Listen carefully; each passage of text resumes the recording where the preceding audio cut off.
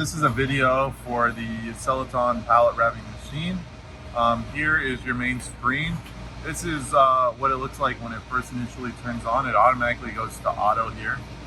You can change that to semi-auto, to manual, and then back to auto. It's three main functions. The automatic is going to go based off of your settings that you have displayed here. This is for your turntable and your film speed.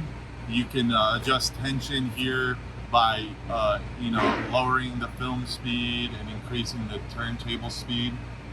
Ways to to create more tension on your pallets.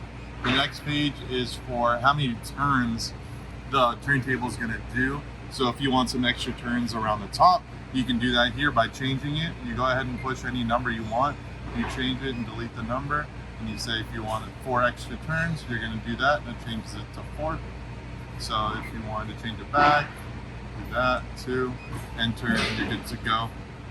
This is other factory reset settings, backlight settings, and then this is just your overall status of all the other buttons. So if you see right here X7 pause, if I push it, it'll turn green. Right now it's not on, so right now your emergency stop is engaged. That means it will start, but if I push it on, the light will turn on. So that's how you know if it's on or off, stuff like that. So here you can change the language if you'd like, and then back to our home page.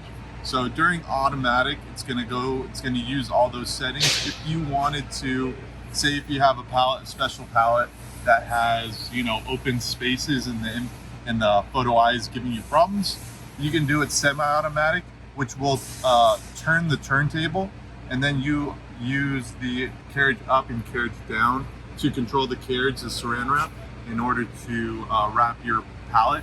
And if you wanted to go full manual, you would switch this to manual, and you would jog your turntable and then go carriage up and carriage down manually.